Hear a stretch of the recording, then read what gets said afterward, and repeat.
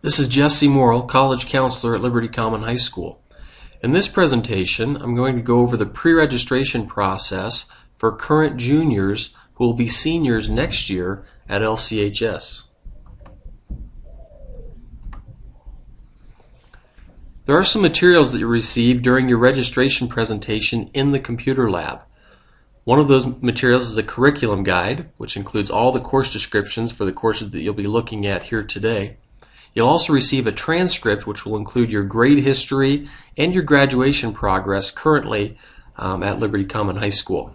Make sure you put your name on your curriculum guide, as it is a critical piece to this registration process, and we don't have enough to replace lost guides. Again, this is the online version of the presentation. When we're in the computer lab, we'll actually have you log into PowerSchool and you will begin selecting some courses for next year. The curriculum guide is a critical piece to the registration process, as it includes much of the information that you'll need as you're planning and making decisions around the classes that you want to take. Again, don't lose it. We do not have enough guides to replace lost guides.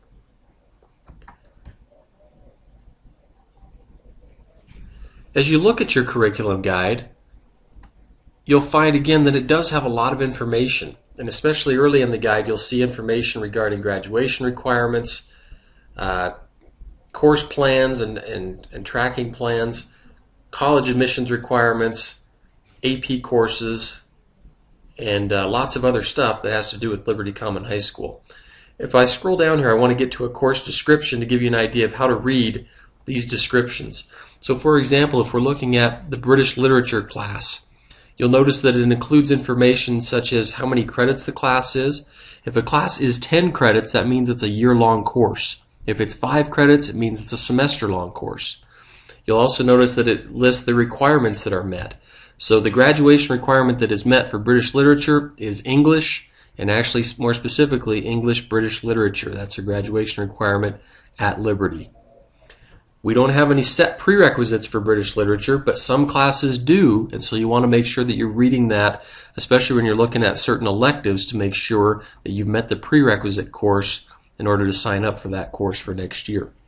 You'll also notice that we list the grade levels that can sign up for the course. In this case, 10th through 12th graders can sign up for British Literature. And then you'll get a general course description that can help you understand a little bit more about what the course is going to cover.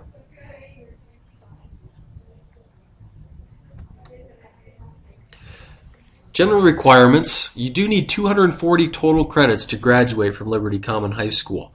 There are some grade level requirements in terms of credit loads that you need to have going into to your senior, junior, and sophomore years. In order to be a senior, you must have earned at least 180 credits through the end of your junior year.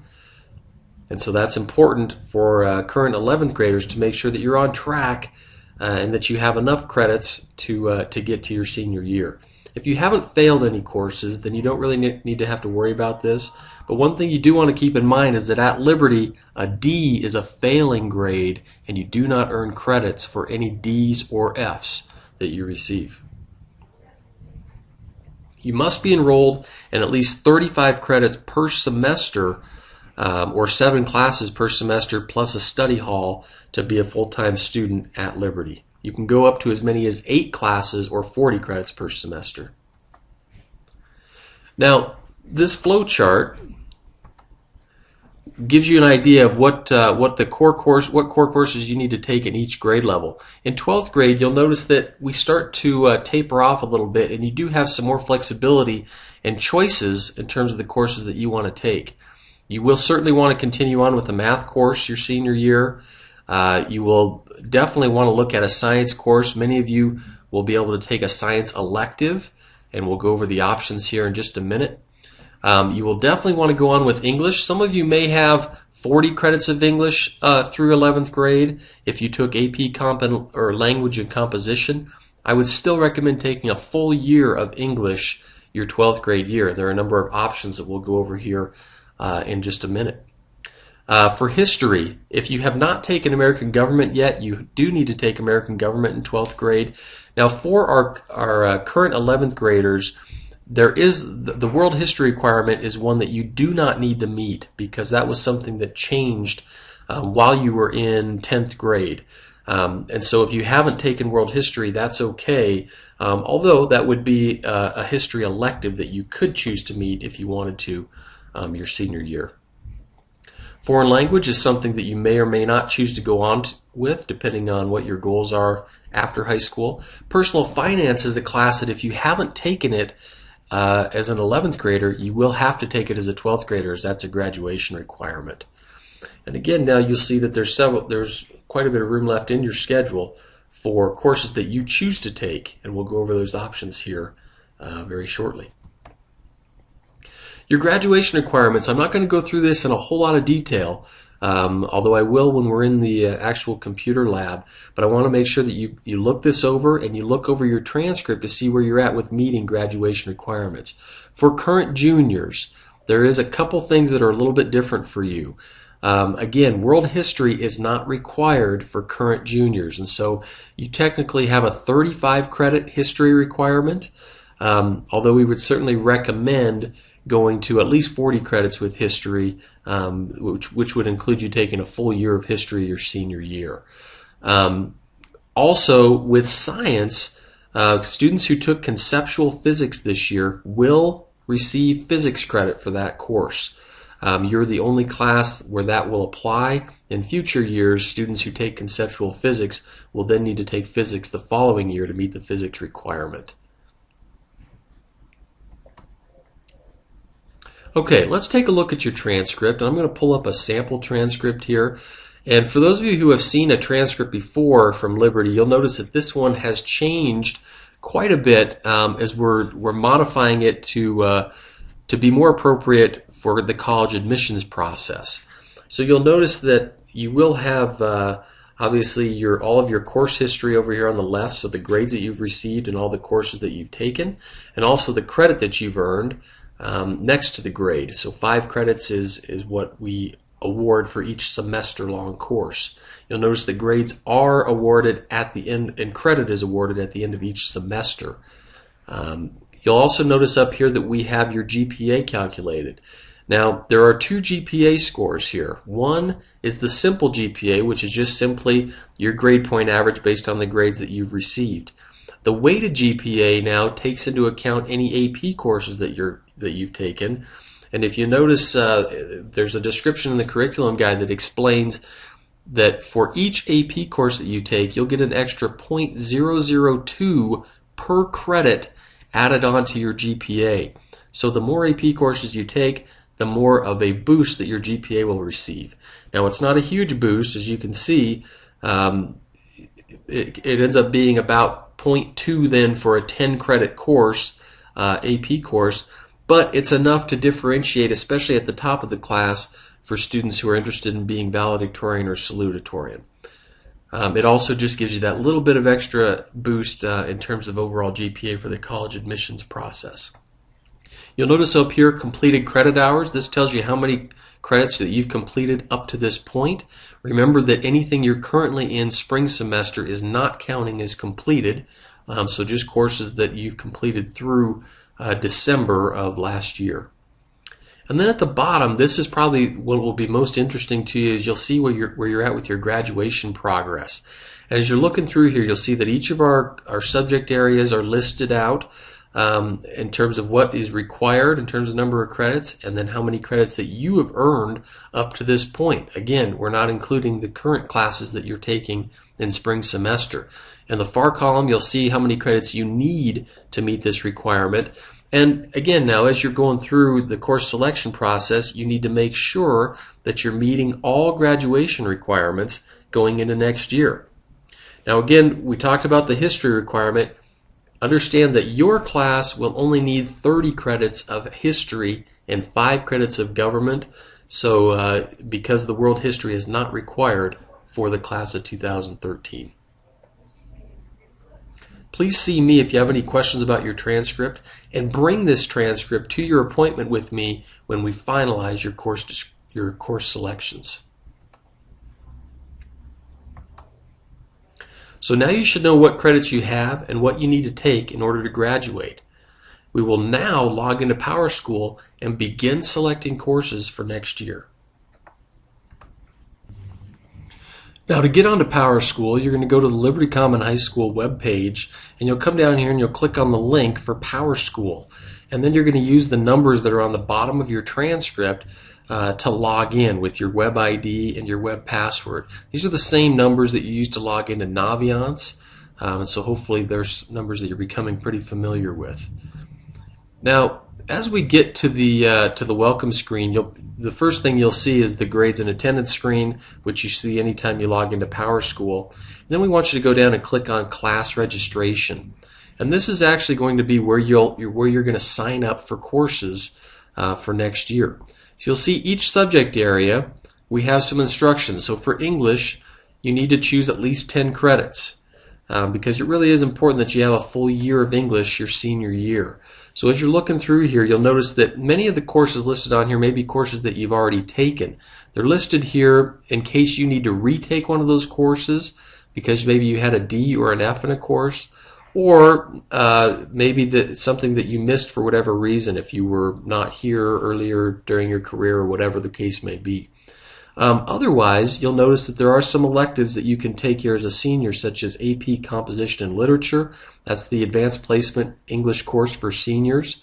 There's a Business and Technical Writing course, Comic Literature, Journalism, and World Literature. These are all new elective options for seniors that you'll want to read about in your curriculum guide. And again, you want to choose at least 10 credits. So you'll notice that the credit total is listed down here. 5-credit class is 1 semester. 10-credit classes all year. So I'm going to just, for this sake, I'm going to choose AP Composition and Literature and then click OK. And you'll notice that it pops up here. I can see that it's on the screen. I have a green check mark, which means I'm meeting what's absolutely required for sign up there. For history, similarly now for seniors next year, you have some options. And if you have not taken a government class yet, then you do need to sign up for either government or AP US Government. You do not have to take government before taking AP US, although some students choose to do it that way.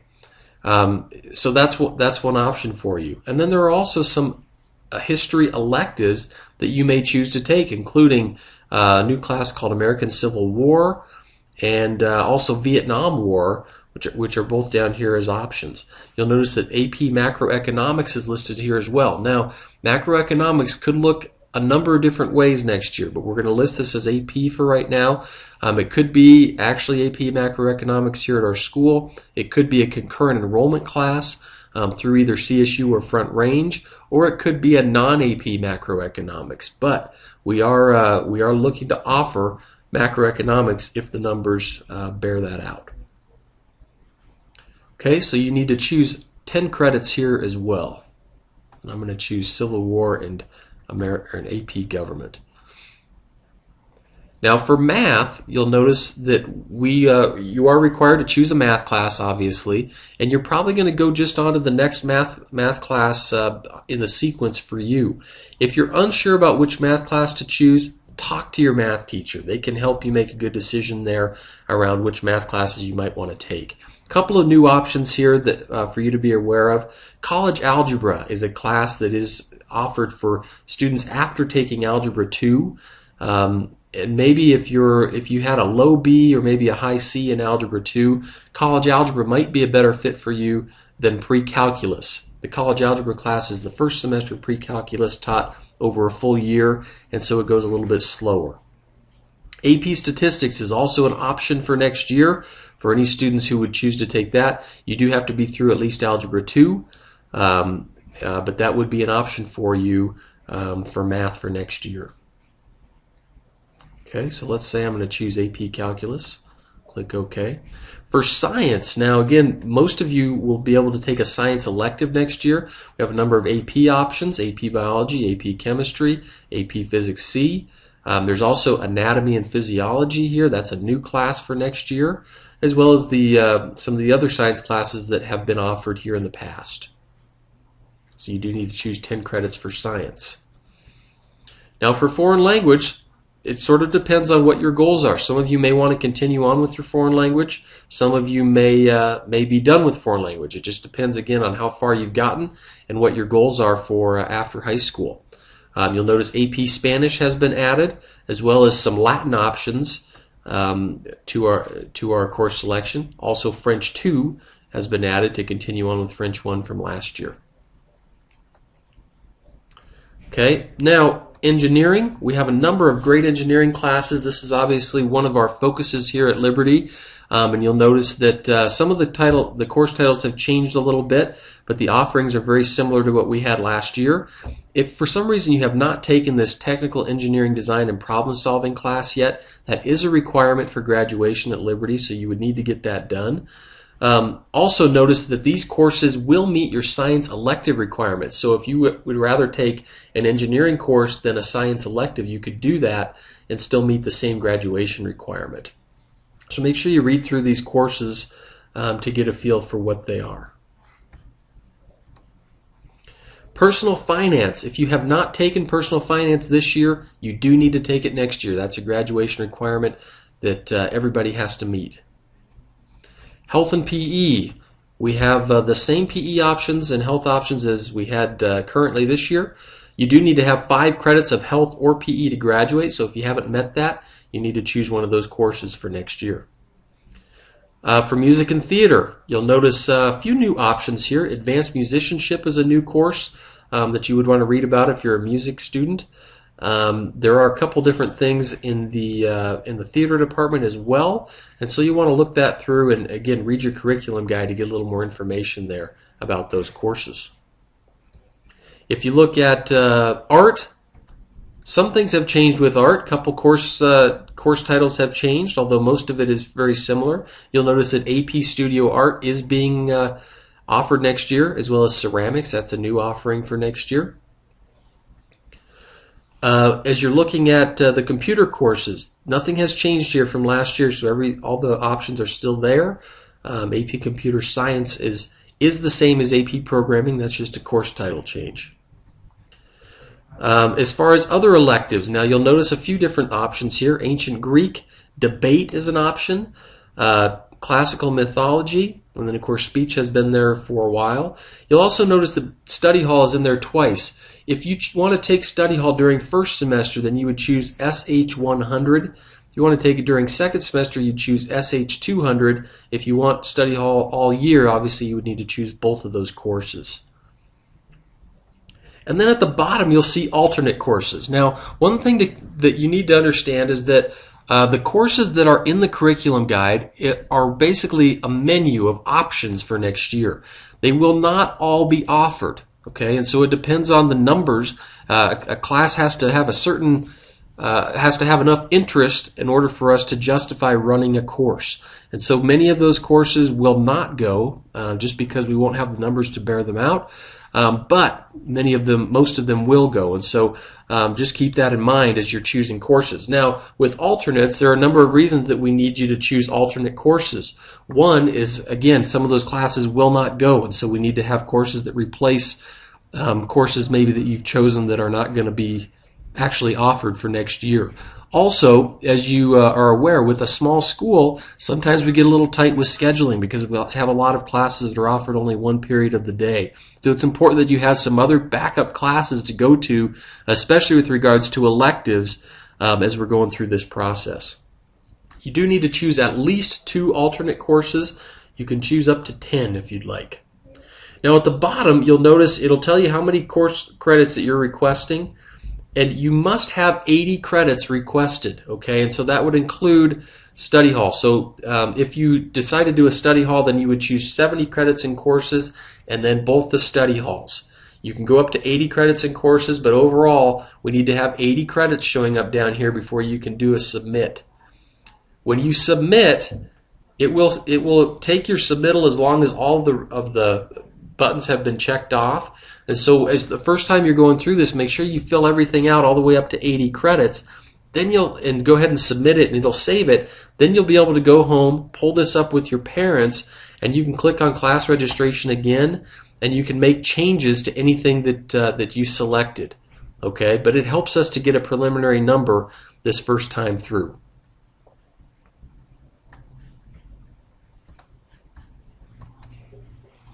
If you have any problems with the PowerSchool process, please just let me know. Come in and see me or send me an email, and I can certainly help you with that. Hopefully it's a painless and an easy way for you to register for your courses. One reminder here, we just want to talk about Naviance quickly. Make sure that you are checking your email regularly. There are a number of things that I'm emailing students and parents on regarding college planning activities and information. If your email address has changed, make sure you change it as a student in Naviance, or you can let me know and I can change it for you. Naviance is a great college research, career research, and scholarship research tool. Also remember that there is an ACT prep class in your Naviance account that you can be taking advantage of right now to help you prepare for that April 24th ACT test here at the school. So what comes next? Now, all of this information that you've received, you want to take this home and go over it with your parents, and parents go over it with students. Have a meeting at home to talk about your course selections. When you're ready and you've kind of entered everything into PowerSchool, then you need to see me by signing up on my door calendar to finalize your course selections. This is what my door calendar looks like. So just put your name on there during a time that works for you, preferably during a study hall for you, maybe during your lunch hour, before or after school, but get on there sometime before March 1st. March 1st is the deadline to sign up to finalize your course selections. So just understand that just because you've put them in PowerSchool, that does not finalize your course requests. And if you haven't come in to see me to finalize your requests, then I'm going to choose classes for you based on what you need for graduation. Okay, so you want to make sure that you do a good job of following through with this process and set up that meeting with me before March 1st to finalize the requests. Again, if you have any questions about any of this information, please send me an email at jmorrill, JMORRILL, at libertycommon.org, or you can give me a call at 970-672-5504. I'd be happy to answer any questions that you might have. Have a good time with your course selection, and I'll be seeing you soon.